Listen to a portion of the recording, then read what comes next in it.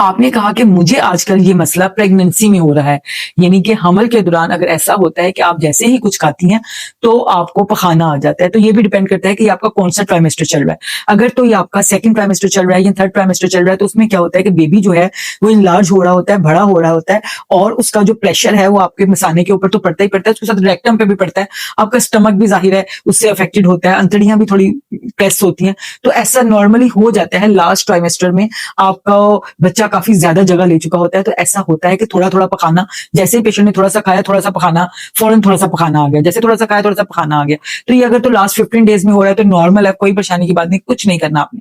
लेकिन अगर आपको फर्स्ट ट्राइमेस्टर में ऐसा हो रहा है, सेकंड ट्राइमेस्टर में ऐसा हो रहा है, तो फिर आपको मेडिसिन की ज़रूरत है। अपने करीबी डॉक्टर के पास जाइए, अपनी सिम्पटम्स बताइए, वो आपको मेडिसिन देंगे, तो आप ठीक हो जाएँगी। आपकी डाइट में कुछ ऐसी चीज़ें जा रही हैं, जो आपकी अंतड़ियों को, आपकी गट हेल्थ को इन्फेक्टेड कर रही हैं। इसमें भी होम्योपैथिक आपको बिल्कुल भी नहीं छोड़ेगी। उसमें अगर आपको बहुत ज़्यादा गैस्ट्रिक इश्यूज़ हो रहे हैं, तो नक्स-वमिका ले सकते हैं। बहुत ज़्यादा वीकनेस हो रही है, तो कार्बोवेज भी ले सकते हैं। बहुत ज़्यादा पखाना आ रहा है, पस के साथ आ रहा है, तो एलोज़ बहुत अच्छा काम करेगी। और अगर बहुत ज़्यादा प्रेशर है रेक्टम के ऊपर, तो पोडो बहुत अच्छा काम करेगी। इसके अलावा भी होम्योपैथिक में बहुत सी मेडिसिन्स हैं, जो आपकी अलामतों के हिसाब से आपको दी जा सकती हैं।